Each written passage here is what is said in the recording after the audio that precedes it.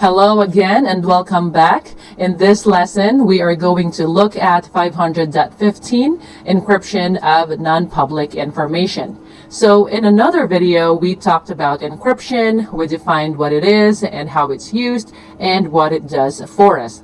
So here, basically, it's saying that we need to implement a written policy requiring encryption that meets industry standards to protect non-public information held or transmitted by our organization, both in transit over external networks and at rest. So, for example, AES 256 is an industry standard encryption mechanism that a lot of organizations use. So if you want to know more about encryption mechanisms that are meeting industry standards, you can read resources from NIST about industry standard encryption mechanisms.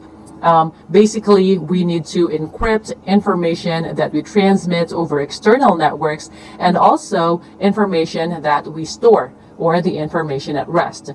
For instance, we have data in tape drives or even in our own computers, so make sure those are encrypted with industry standard encryption so that when attackers will get a hold of them, they will not be able to use those data.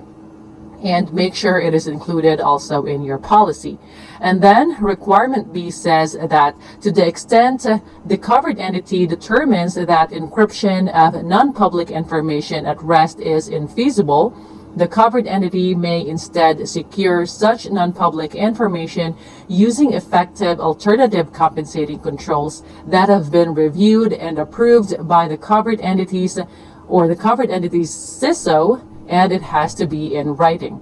So the feasibility of encryption and effectiveness of compensating controls shall be reviewed by your CISO at least annually. And it is the same thing for all the other compensating controls that your organization would use. Your CISO would have to review and approve those compensating controls at least on an annual basis.